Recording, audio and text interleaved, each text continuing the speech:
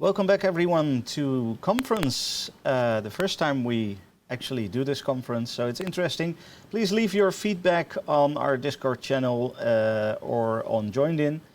And then the next speaker is Andreas, and Andreas is someone that, well, we've known each other for quite a few years, haven't we? Yeah, we have. Yeah, it's good to have you on, and I hope people will learn a lot from your talk.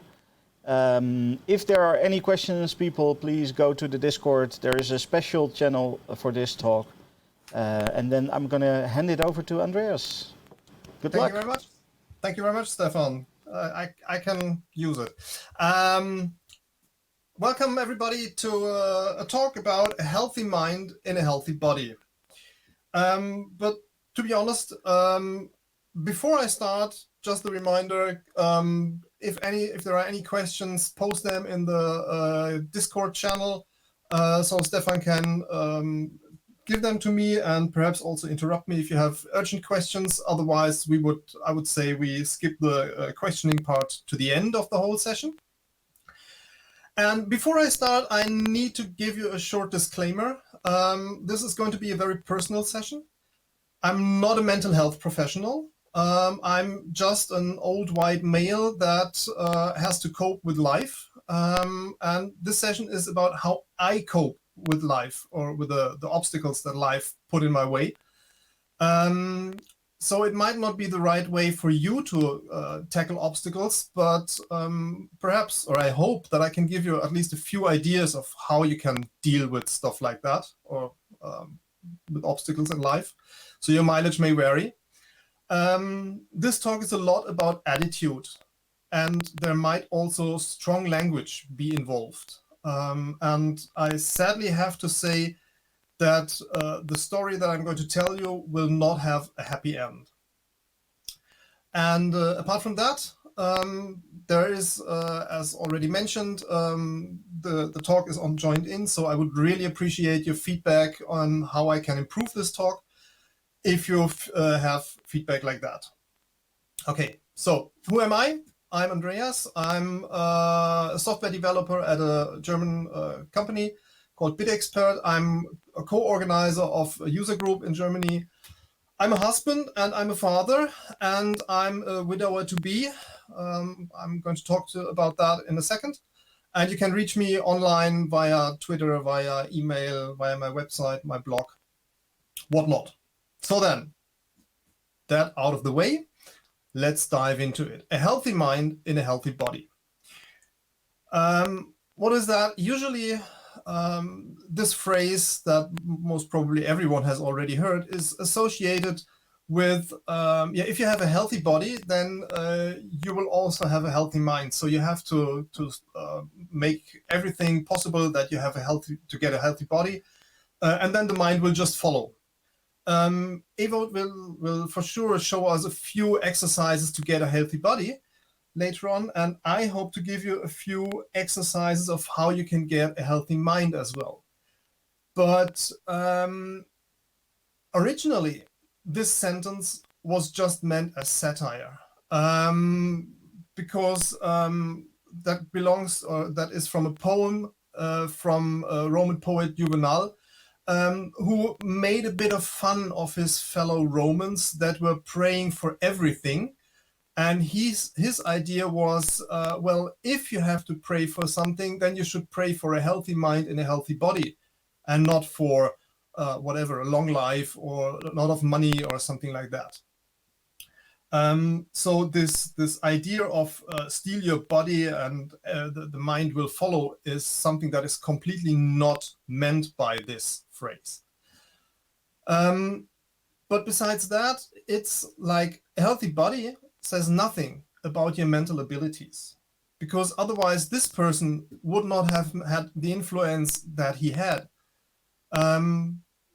In dark times of Germany, a person like him would have been killed just because, no healthy body, there can't be a healthy mind inside, which is complete bullshit. Because It's rather the opposite. It's rather the other way around for me. It's there is no health without mental health. So if you don't have a healthy mind, how can you have a healthy body, or how can you have a healthy life? And even though your body might perhaps not be the one that you like, or might have some obstacles or whatever, um, having a healthy mind makes up for a lot. And this is what I'm going to talk about: how to keep a healthy life, and especially how to keep a healthy life in relation to work environments or working situations.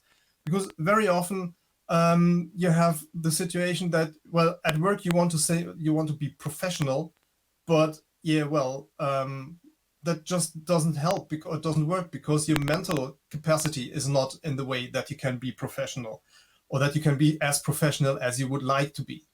So my personal opinion is that there is no separation between work and life. I mean, otherwise you would have to separate them completely. Like, there is work at the one side and life at the other side, and you have to keep them balanced. But life is interfering with work, and work is interfering with life, always. So in terms of work-life balance, in my opinion, there is no such thing as work-life balance. And just this conference, this very comfortable conference, is a good example of why that is. Well, because life interferes. Life always interferes. These two white plushies are one of the best examples that I have right behind my back, because originally they would love to be with their respective owners, and I wanted to bring them to their owners at a conference in May already. But the conference was canceled. Why? Because, yeah, well, we have this weird pandemic situation. And this weird pandemic situation interferes with, well, with our work life, or with our work and with our life. We're working from home by now. So the kids interfere, the pets interfere, the partners, the flatmates, whoever is there, might interfere with your work life, because you're just sitting there and you can't avoid it.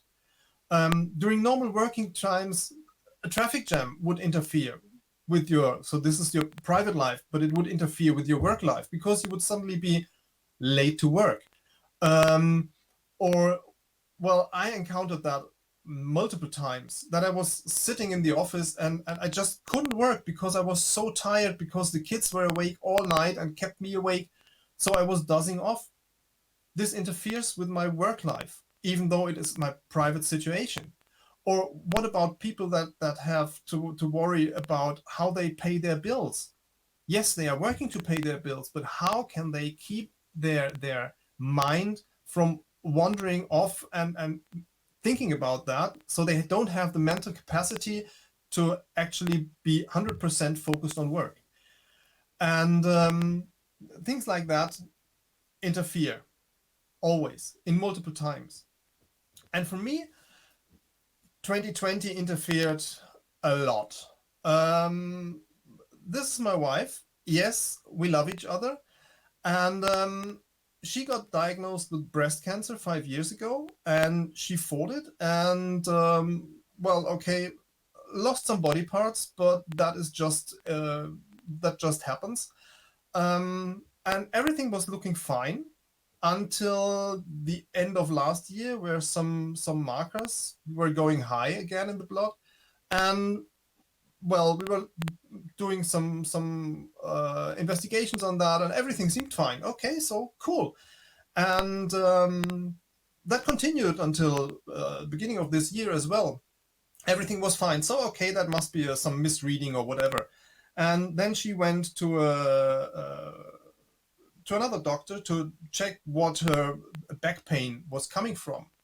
And he was doing an MRT on her, and then was talking about that, and told her, yeah, on this MRT, there are some spots that do not belong there, and it looks like you have bone cancer. And well, that came completely off track.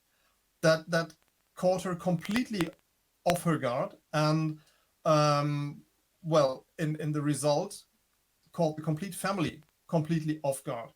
everything was fine just yesterday, and today suddenly not. And I want to tell you a few things that I learned during the last few months, and how we as a family and how I as a person try to cope with that. With suddenly being confronted with death, death of a loved one. So the first question, of course, was always like, how long do we have together? Yeah, no one is going to answer that. Probably it might be more than 3 years. The doctors are always telling like, oh yeah, I have one patient that I'm with that is since 15 years or something like that. So okay, probably not 15 years. So somewhere in between. And so what did we have to do now? We were confronted with suddenly with the fact that life is an ending source. At one point we have to die. We all have to die. This just brought that much more to our mind, and we somehow had to cope with that. Luckily, we already had sorted our last wills or living wills, because, well, 5 years ago we had a similar thing already. But at in that situation 5 years ago, it was like, yeah, okay, this can be treated, and then it will be gone. It will be gone. It's just like, well, kind of a flu. It will be gone at one point in time. Yes, it was much more than a flu for sure, but still. But now it's final. This is like, yeah, this is the proverbial it. How do we tell our kids? How do we cope with that in telling it the kids, so that in a way that they can take it, that they can live with that, and that they don't break, that at one point in time they will have lost their mother. And believe me, my professional life was definitely influenced by that. And that's why I want to talk about that, and how I came around, or how I handled that, so that the people I work with understood what was going on. Because in my opinion, the people that I work with have a right to know what is going on. They need to know what happens, and why I perhaps might not be 100% on the job. That's important, at least for me. And yes, the loss is inevitable. But the only thing that is absolutely certain in life is, in fact, death. So it will come sooner or later. So now that we know it will happen in rather the short term than in the long term, we can prepare for that. We now have the possibility to make every second count. And that means that I want to spend more time with the family, because I expect to have much less time with the woman I love than I expect to be able to work. And it is important for my colleagues to understand why I'm doing that, why I'm perhaps stepping back a bit from work, why I'm not working like 10 hours a day, but only the exact 8 hours that I have to work. And so let's have a look at how this works. One of the things that I actually found really, really helpful in this whole thing was the book Scarcity, which was recommended to me by I don't know whom, a long time ago. And I started reading it at the end of last year, I think.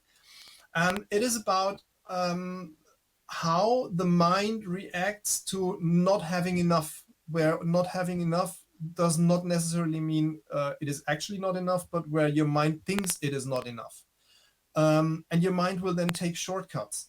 It will focus on keeping you alive in times where you don't have enough to eat, but it will concentrate your complete capability, your complete mental capability, on how to get something to eat, and everything else will just be out of focus. So the way your mind, or our mind, focuses is strongly influenced by what your current situation is. And in my situation, my mind was completely focused on figuring out ways of how to cope with this message of your wife is going to die and you're going to have to raise your kids on your own, and you have to handle possibly puberty of your daughter on your own. Oh damn, I don't want to, but I have to. And so I can't really I can't really blame my brain of doing that, but as it does these weird things, I need to somehow find a way to handle that in my private and my professional life as well. So if I cannot separate those two, what can I do? Well, of course, the first thing is I can talk to my colleagues. I have to unite my private and my working life. I realized that at my former job, where I was working together with the 5 teammates in an office, and we were sitting in one office, and at one point in time I realized I have much more time with them than I actually have with my family, because I'm not counting the sleep time with the family. So I have much more time with them than with my private people that I like. So we shared much more actually, or a lot of our private stories as well, and we helped each other by sharing and by whatever happens, and let's do it. So that is the first thing that I really started to do when I was presented with the fact that I actually started to talk about that with everyone that was involved. Yes, this is my current situation. I'm not going to be 100% at work. Please excuse that. But that's just the fact. I can't give anything else. And the responses I got from that were amazing. Because yes, of course, it makes you vulnerable. It makes you vulnerable if you admit the situation that you have. This means opening up. And believe me, vulnerability is for a white man like me, that's one thing, but for a woman, especially with no hair, going out into touristy areas, like my wife did here in this picture, that was really a thing. Like, yes, I'm opening up, I'm making myself vulnerable, I show that I'm vulnerable. And it allows others to use that vulnerability against you. And there are those that definitely will. We have some next door neighbors that are like that. They call us names, and they make fun of it. They made fun of it that my wife didn't have any hair during chemotherapy. But yeah, that's typical bullies. In our experience, it helped to ignore that and to not do anything, because that didn't give them any points where they could go on and keep teasing us. At one point, it just wasn't any fun anymore. That's not the standard situation, and it depends on in what situations you are. That's the situation, or that's what helped us going through that. But most of the time, when you make yourself vulnerable, you will get awesome responses, because usually people don't want to see you fail. They don't want to see you in a vulnerable position. As soon as you make yourself vulnerable, at least I had the experience of that, people were trying to pick me up and were trying to provide help for that, for whatever was at stake. So that was the time where we actually realized as a family where we could differentiate between real friends and, well, not that much friends. Such tough times where you open up like that are the times where you really see where your friends are, who your friends are, and, well, what people perhaps are not that much of friends as you would like or would need. We have a sign in the kitchen which reads, the friends that you can call at 4 a.m. are the ones that you can count on. And that's about it. There were people that just came over, neighbors. They cooked a pot of dinner for us. So yeah, here, I know you have other things on your mind. I just cooked dinner. Take it, have it. That was really amazing. So if you get these gifts, if you get these people approaching you, that's cool. Take it and accept it and just say thank you. At least I try to do that. On birthdays, that is, that is easy. I had to say thank you just because for that 42, because it was this year's birthday and I'm not 42 anymore. But let's pretend I am 42. So thanks, wife.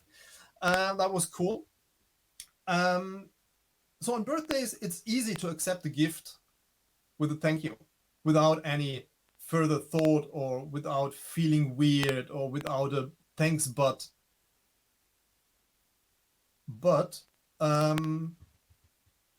is that only on birthdays relevant or on birthdays possible? I learned during that time, and thank you, Stefan, for actually helping me in that and for bringing me in that position.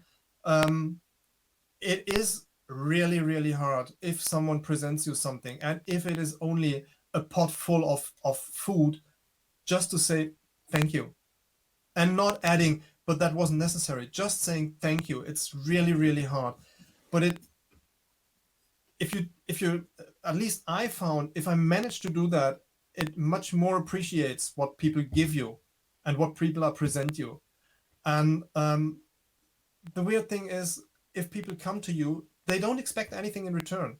They just give it to you. And that was amazing to realize and to figure that out. And of course, there are people that don't know 100% what they can do, and they don't have this active approach, but they will reach out and say, call me if I can help. And yeah, I did take them up on that, at least a few of them. And it was great to just talk to people and to just, well, and if it was only 5 minutes, get something else onto your mind. Or if it was like, yeah, having someone to just to listen to you while you're bragging on whatever is on your mind. And or if it is just listening to someone else bragging about something and you don't have to think about whatever is on your mind at the moment. So that was really, really, really cool, really, really amazing, and helped me a lot through a really tough time. So saying thank you is something that I since then also try to apply in my working life. Just going out and appreciating what other people are doing much more than I did before. At least I try that. I'm not 100% sure I manage it every time, but just going out and say, thank you for that cool contribution. Thank you for that amazing line of code. Thank you for reminding me that I forgot something. That helps me a lot. What was much more difficult, on the other hand, was actually asking for help. Of course, it is easy when people say, yeah, call me if you need help. Yeah, sure. I mean, they asked for it, so it's easy to ask them for help. But asking complete strangers for help, that's much harder. I would call that the Holy Grail. Just going out to someone and ask them whatever it is. I need this. Can you provide me with that? Again, thank you, Stefan, for that awesome keynote you did at the Unconf a few years back, where you introduced me, or in the end, finally reminded me to finally read The Art of Asking, which opened up a huge spectrum of new ideas. So if you have not read the book, ask Stefan later on, or me, and it's really cool. Because what is the worst thing that might happen? I mean, I've opened up already. I'm vulnerable already. So people know already that I have some issues, that I have a situation that I'm probably not able to cope with on my own. So the worst thing that might happen if I ask for help is that people say no. And yes, that happened. People said no. But usually that was no because I just don't have the resources.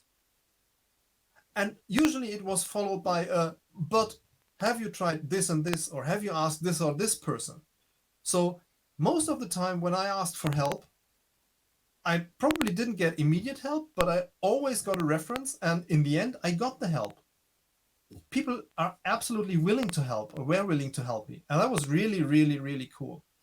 And asking for help is also something that Damian this morning just explained really nice. Asking for help is like, yes, I'm asking in my company environment, when I'm in a meeting with a customer, for example, I'm asking them, can you explain that into more detail? What is it with that, whatever it is? Is there more to it? And suddenly you realize that there is a weak spot in the requirement. Perhaps the customer isn't even able to explain what they are doing, and suddenly the customer themselves realize they don't know 100% what their workflow is, what their requirements are. I've had that more than once, and I'm pretty sure you had that as well.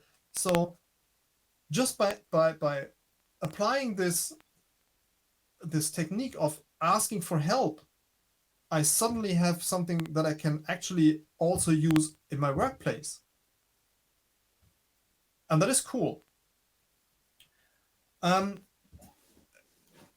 Questions or asking for help is, yeah, as I said, it's also kind of opening up for vulnerabilities, because it shows where you're missing something, where you're lacking information, where you're lacking know-how or whatever.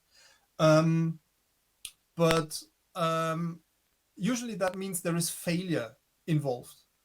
Where you, or at least I had the impression, when I'm asking, it's like, yeah, I have to admit that I'm failing in something, and I don't want to fail. I'm not. I don't like failing. But well, I have to fail, because what is a failure? A failure is when I'm not matching up to my to expectations. And at one point during the last few months, I realized, to what expectations? Whose expectations? And usually that was my own expectations. I didn't match up. And with a sick wife and 2 kids with their needs, these expectations suddenly shifted. So what I previously considered as a failure just became a nuisance, or wasn't relevant anymore. One of the first realizations I had with that was during WeCamp, during my first WeCamp experience, where we had an awesome idea and we wanted to build a tool, and we didn't manage to build the tool during those 4 days, which happens.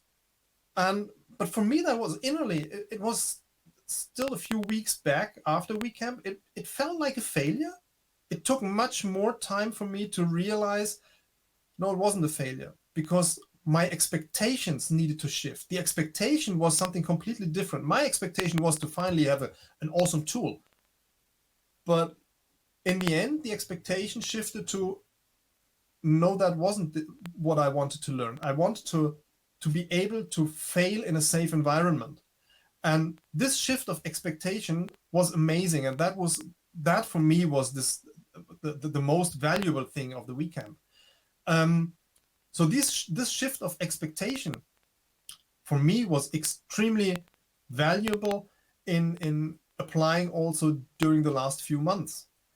And well, then I had the possibility to visit some underdeveloped countries during my last few years. And the most interesting one for me, or for us as a family, was our trip to Nepal to a friend, which definitely shifted a lot of things. Not only expectations, but also the question of what actually is important, what is relevant. Because yeah, cancer for sure sucks, and that is shit. But I'm pretty happy that I live in Germany and I have a insurance for something like that. So our health insurance just allows us to, or allows my wife to do certain surgical treatments and whatever, MRTs, CTs, whatnot. There is no bill involved, well, apart from perhaps 10 euros per day at the clinic. But that's something that I can perfectly live with. It's not like people in other countries where if you're diagnosed with cancer or something like that, it's like, oh damn it, where do I get those $2 billion or whatnot to be able to pay for? Where suddenly your whole financial situation becomes unbearable, and you suddenly have even more things to think about. For me, that's just a nuisance. And I completely realized that just when I prepared for this talk, when I stumbled over this image of two boys in a city in Nepal that was struck by a huge earthquake 7 years ago. And I think 1/3 of all the buildings, if not half of all the buildings, are still not safe to live in. There are still a lot of damages to be fixed. And those two were, they were perfectly happy. And they were happy to invest their few rupees they had into 50 meters of kite rope. So that guy on the street has a shop that just sells kite rope. And the boys were standing there in queue at that time without masks and without distance, and were waiting their turn to get a bit more rope to have to be able to fly their kite higher than their neighbors. And that was the thing where I realized, wait a minute, that gives me a completely new perspective of what my problems are and what their problems are. I mean, they should fix or need to fix their homes. They don't have, they if they are lucky, they have clean drinking water. But they are here standing and queuing up for kite rope. And I'm sitting here and complaining about what? Yes, of course. It's not about there is always someone else that is worse off than I am. But for me, that was like realizing how much luck do I have. And that was really helpful for me to put our problems or put my problems into a certain perspective. And that brought me to a lot of positive thinking. There is always a positive side, or I try at least to find a positive side. Yes, I'm a man, and men do not ask for directions. So sometimes when we are around with the car, we end up in areas where we probably should not have ended in the first place. Yes, that is a shitty situation. It might take us, I don't know, half an hour longer than we originally thought it would take us. But on the other hand, hey, look, this is awesome, an awesome area here. Looks nice. Oh, look, this is a nice picnic spot. Perhaps we can have a picnic here later on, or another time, or whatever. So we found a lot of really interesting places during our holidays just by not following the rules, just going somewhere else, and by thinking positive. So road is blocked, perfect. See a different area. There is no Pizza Hawaii? Yeah, cool. Get a real pizza. Which brings me to another thing that helps us a lot, which is black humor. Black humor is something that my wife and myself do since I don't know. I think since we know each other. I think it was one of the first things that got us attracted to each other. And one of the best examples that I've ever found for black humor is this first aid cabinet. The only content in this first aid cabinet is a bottle of paracetamol. That's cool. So black humor, cool. My wife explained to her mother-in-law when she visited us a few weeks back that she's pretty happy that she doesn't have to think about all the inheritance stuff of my mother-in-law, because she will be dead before her. And my mother-in-law was like, what? And my wife was like, yeah, that's black humor. That's how we deal with that situation. Sometimes there is no other retreat than, just black humor. Because, sometimes the cup is just half empty. Or at least it seems like half empty. For me, though, black humor is one thing. But for me, it doesn't matter whether the cup is half empty or half full. For me, that is a chance to see where to go from here. In this case, yeah, this is a chance to either get a new cup of coffee or a new cup of tea, if it's a good evening or a good company, or perhaps, yeah, drink up and go home because it is a bad evening or bad company or whatever. Or a chance to get a coffee because, yeah, I'm still not awake. Or if it's an exceptionally good coffee, good tea, to take every remaining sip with very, very consciously and to enjoy every single drop. Because yes, there is no other tea. That's just what is left. But it doesn't matter whether I complain that already half of it is gone. If I want to make the most out of that, I have to take every sip very consciously.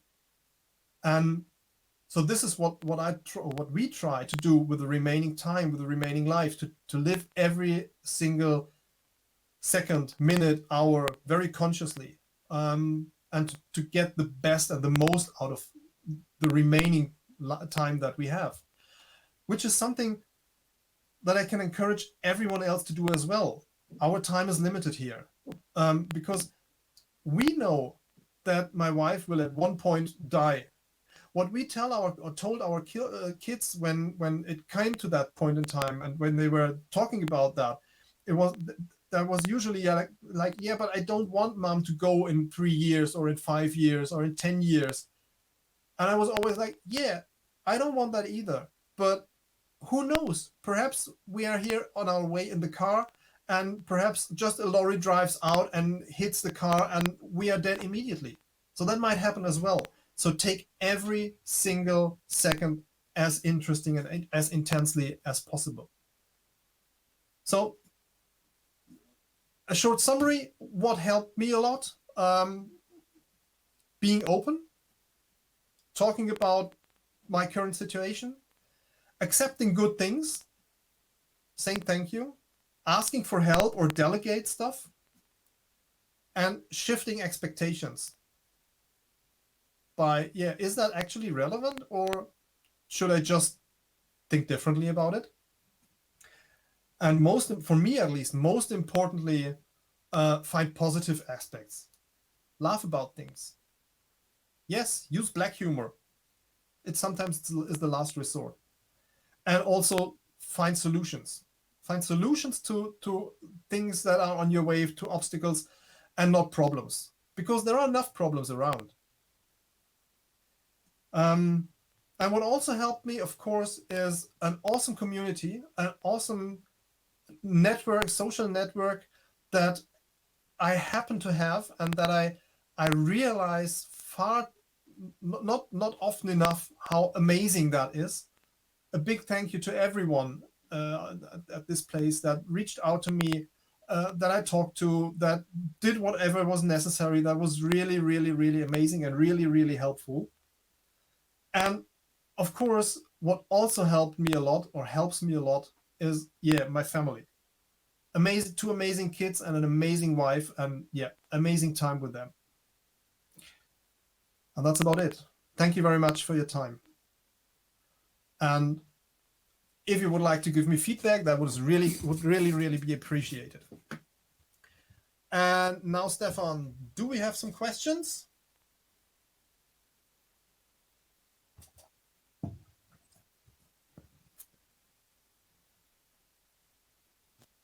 Yes, I'm back. Here we go. Yes, my audio, my microphone was turned off, so then you cannot hear me.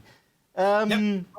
I am checking the Discord, and I mostly see applause and red hearts. So Thank you very much. I'm guessing people are loving it. I must say, I find it brave for you to share this story, and I think everyone can learn from this story a lot. So I want to thank you very much for sharing that. And that's not just me, by the way, because I see thank you for sharing, no words so good, a lot of positive responses in the Discord. Yeah, I will go through the Discord now, because during talking that just didn't work out. No, of course.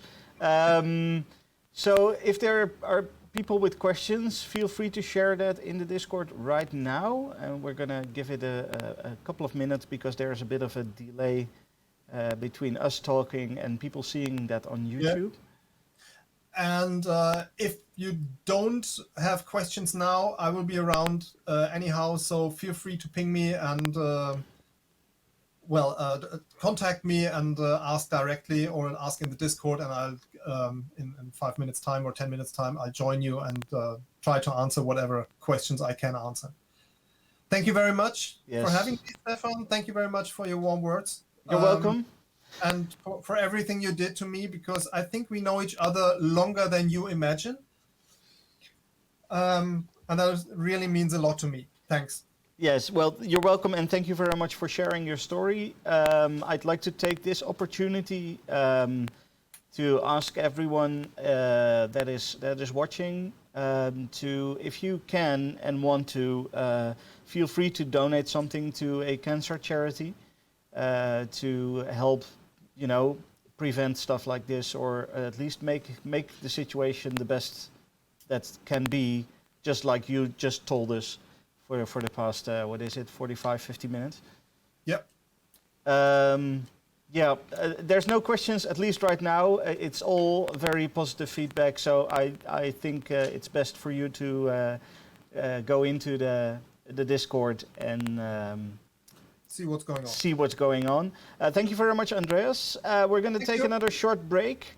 Yep. And then at 11:45 in Central European summertime, we will have Juliette here, and she's going to be talking about how PHP 8 has affected open source, what kind of stuff happens behind the scenes of an open source project when a new major version of a language is coming. So we're gonna take a short break, and we'll see you then.